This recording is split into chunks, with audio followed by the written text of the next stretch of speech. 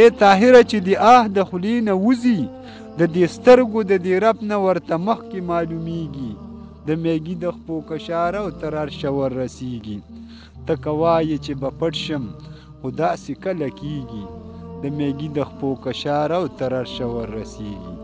او دا داسې یو شعر دی که نه چې بلکې علم کې اضافه ده او نن یې درته د زړه د ګهرایه نه شعر کوو بلکې موږ د ځان د ثواب دپاره چې الله رانه راضي شي نو دا تاسو ته پیش کوم او دا تقریبا زموږ 14 پروګرام دی وی څوک وایي چې زړه د الله نشته څوک وایي چې زړه د الله نشته زړه د الله شته دی هغه نوم د محمد آخر زمان دی همدغه یې زړګی دغه یې جانان دی هغه خپل زړګی یې مونږ لره راکړی هغه خپل زړګی یې مونږ لره راکړی قسم پې درته خورمه چې د کل جهان نه ګران دی همدغه یې زړګی دغه یې جانان دی او څوک وایي چې زړه د الله نشته زړه د الله شته دی هغه نوم د محمد آخر زمان دی همدغه یې زړګی دغه یې جانان دی حد د مینې پې الله پاک تمام کړی حد د مینې پې الله پاک تمام کړی دا منه ځکه سردار د دو جهان دی همدغه یې زړګی دغه یې جانان دی او څوک وایي چې زړه د الله نشته زړه د الله شته دی هغه نوم د محمد آخر زمان دی همدغه یې زړګی دغه یې جانان دی ای طاهره الله ډیر پرې خوشحالیږي ای طاهره الله ډیر پرې خوشحالیږي دومره ورته ګران لکه خپل ځان دی همدغه یې زړګی دغه یې جانان دی او څوک وایي چې زړه د الله نشته زړه د الله شته دی هغه نوم د محمد آخر زمان دی همدغه یې زړګی دغه یې جانان دی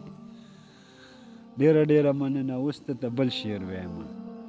تاسو څه وایئ مونږ غلطې کوو مونږ به د الله نه پټ شو څه پکې د خپلوالۍ په بابت کې دي نو داسې یو قسم له شعر دی وی ته که وایې چې به پټ شم ته که وایې چې به پټ شم خو داسې کله کیږي د میږي د خپو کشاره او تر عرشه وررسیږي او هغه خپلو سره څنګه رشته داري شي او هغه خپلو سره څنګه رشته داري شي چې د سلو نیکو ړوند وي ورته یو بدي ښکارېږي د میږي د خپو کشاره او تر عرشه وررسیږي او که ته ځان ورته حلال کې پروا نشته دا بعضې یم داسې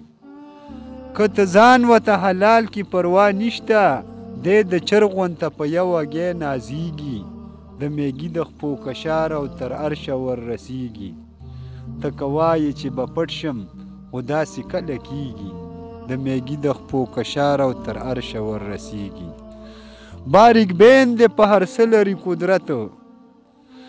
باریک بین دی په هر څه لري قدرت یو ذره ورته د نور په شان ځلیږي د میږي د خپو کشاره او تر عرشه وررسیږي او ای طاهره چې د آه د خولې نه وځي ای طاهره چې د آه د خولې نه وځي د دې سترګو د دې رب نه ورته مخکې معلومیږي د میږي د خپو کشاره او تر عرشه وررسیږي ته که وایې چې به پټ شم خو داسې کله کیږي د میږي د خپو کشاره او تر عرشه وررسیږي ډیره ډیره مننه